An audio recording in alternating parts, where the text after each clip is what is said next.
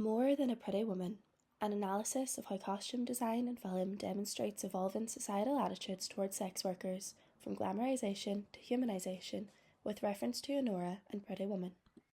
In comparison to the 1990s, modern Western society can generally be described as having a greater awareness of inequalities in areas such as gender, race, sexuality, and socio-economic status.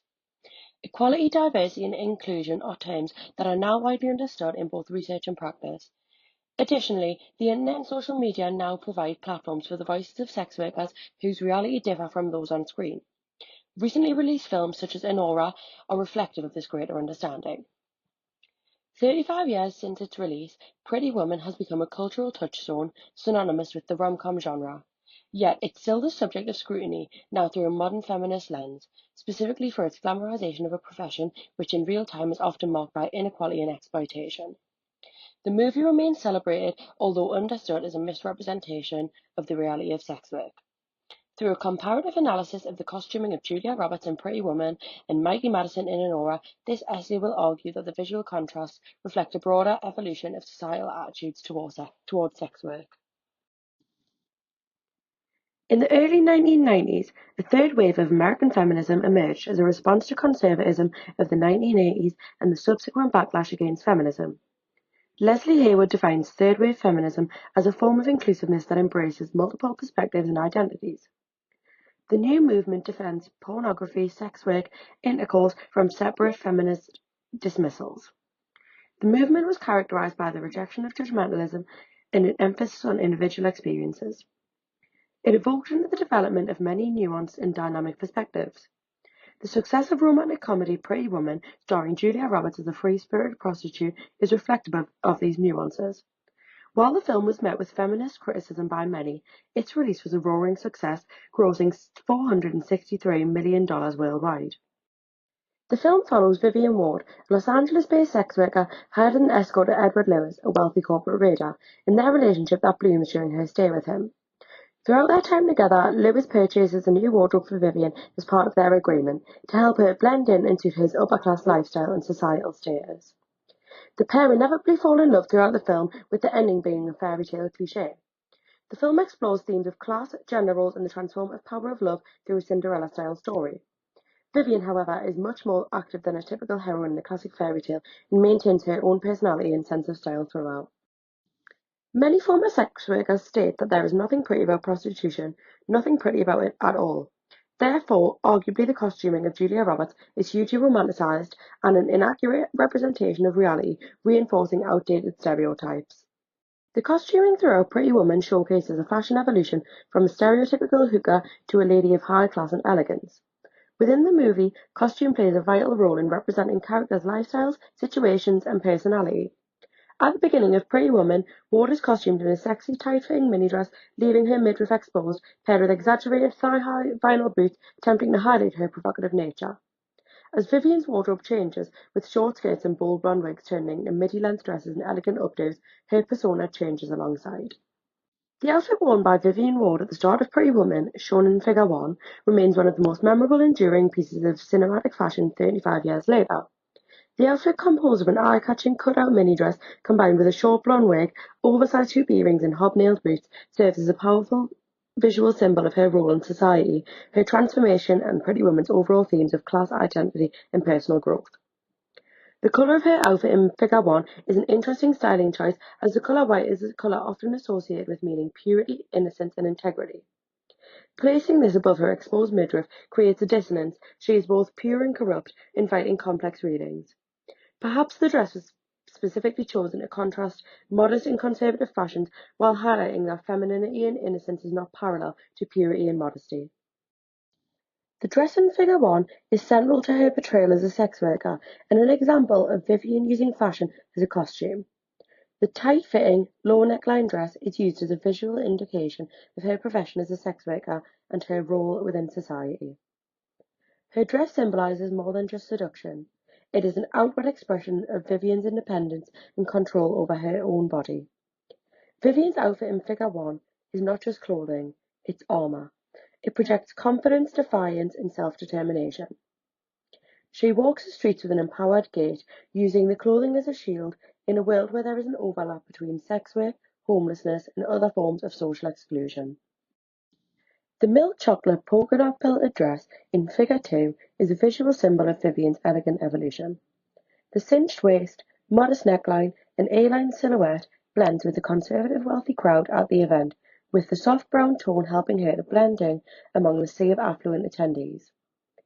The dress helps to highlight Vivian's ability to adapt to her surroundings, whether that be at a polo match or a street corner, which is common within the sex worker community as adaptability helps individuals deal with unexpected events. Researchers found that sex workers adopt two distinct personas, their professional identity and their private identity, to help them fit into their environment.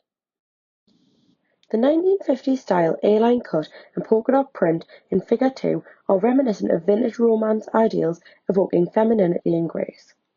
The purposeful costuming of this dress style suggests that the ideal female is a traditional, caring, and complacent woman, perhaps highlighting Edward's expectations of Vivian. In contrast to the submissive expectation of women in vintage romance, Vivian showcases a newfound assertiveness by refusing to be treated like a toy in Edward's world. When Vivian's wardrobe becomes more elegant and refined as seen in Figure 2, it symbolises her willingness to step into his world on her own terms.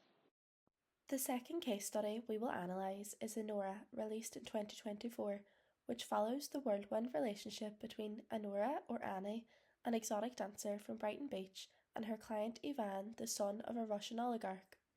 Like Pretty Woman, the screwball Cinderella tale addresses themes of class disparity and transactional relationships. Director Sean Baker has received praise for his efforts to accurately represent the complexities of the sex industry in the United States. Baker and lead actress Mikey Madison visited local strip clubs to ensure creative decisions were aligned with the real-life experiences of exotic dancers. While not unlike Pretty Woman in plot, Anora director Sean Baker ensured the movie was underpinned by realism throughout. Arguably, the release of an unrealistic, hyper-glamorized depiction of sex work in 2024 would inevitably be met with criticism.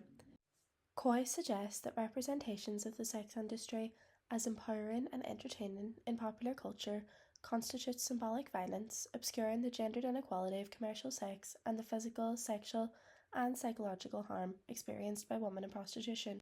The rise of social media adds further complexity to the modern sex industry.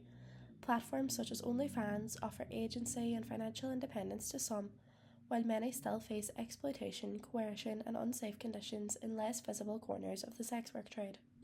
Having successfully captured the tension between empowerment and vulnerability in contemporary narratives of sex work, the movie went on to receive widespread critical acclaim, winning both the Palme d'Or and Best Picture at the 97th Academy Awards.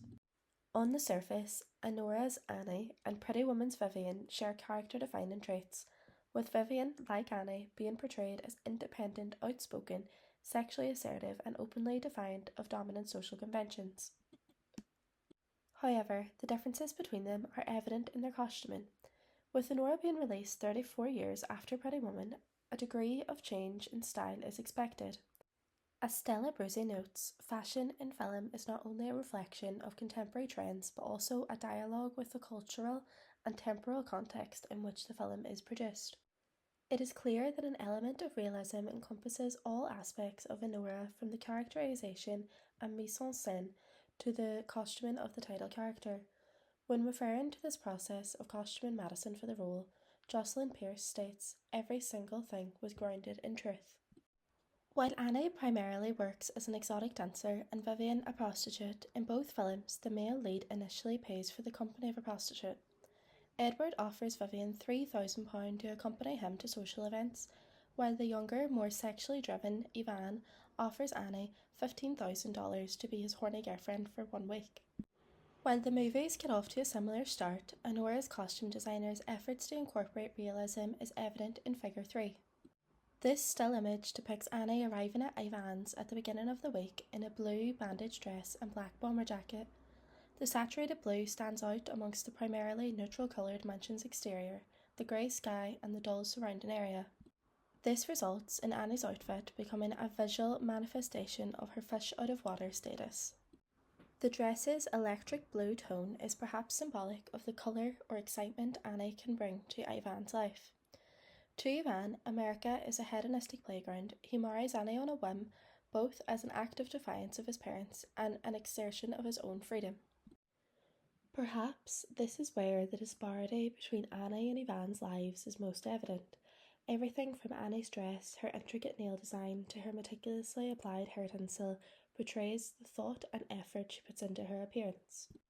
Like many others in her position, it is imperative that Annie maintain this particular appearance, as this significantly influences her livelihood. Through these intricacies, the film touches on an experience which is not unique to Annie. Sex workers who are involved in prostitution under certain conditions are able to capitalise on their own sexuality through the construction of a manufactured identity. Annie's bomber or puffer jacket over her dress serves as a visual anchor, grounding fantasy and reality. Firstly, she wears a jacket to protect herself from the cold, a reminder of her humanity and subsequent vulnerability, and secondly, the streetwear style bomber jacket is commonly seen in this area of New York among the working class. This creates yet another visual contrast between this garment and the signifiers of Ivan's wealth, such as a security gate in the background of this still image. Referring to sex workers as participants in the street economy, Susan Dewey notes that they often adopt narratives that embrace the values of entrepreneurship, freedom, and individualism celebrated at the violent heart of the 21st century capitalist American dream to justify their choices. Annie's blue dress in this still comprises one of the movie's many nods to the motif of the American dream. In the following scene, the contrast between the blue dress and Ivan's white bedroom walls and red bedding acts as a subtle visual reminder of Annie's aspiration to attain wealth and her opportunity to do so through meeting Ivan. In Figure 4, Annie wears a fur coat Ivan bought for her, as she joins his family's associates or representatives in the search around town to find him. Animal fur garments have historically served as a status symbol. This gift from her husband, a full-length black fur coat, acts as her metaphorical armour at this point. To Annie, this is a quest to prove to Ivan's family that their marriage is true and that they won't be divorced. She is both attempting to signify her union with Ivan and also to assert herself as equal to her wealthy counterparts.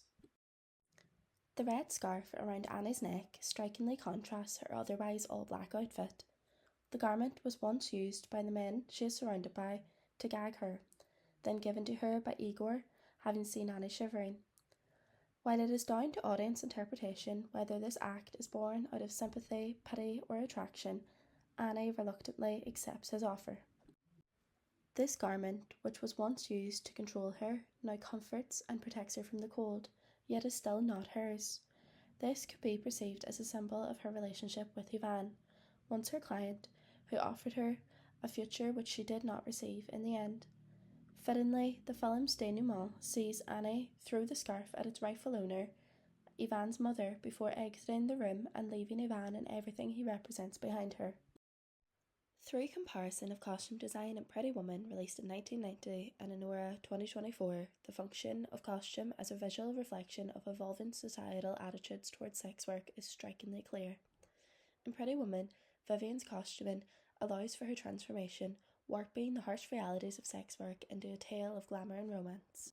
The movie's costumes ultimately reinforce outdated stereotypes by trying to symbolically link sex work to ideas of empowerment, thus diminishing the complexity of Vivian's reality. In contrast, Anora puts forward a grounded and authentic representation of sex work. Annie's wardrobe effectively reflects her aspirations, naivety, vulnerability, and strength simultaneously. The integral realism in Anora reflects a broader, modern societal understanding of sex workers as multidimensional human beings rather than symbolic archetypes. This demonstrates the ability of costuming and fashion to not only enhance fictitious characters but also to represent society's changing perceptions of and approach to marginalised groups.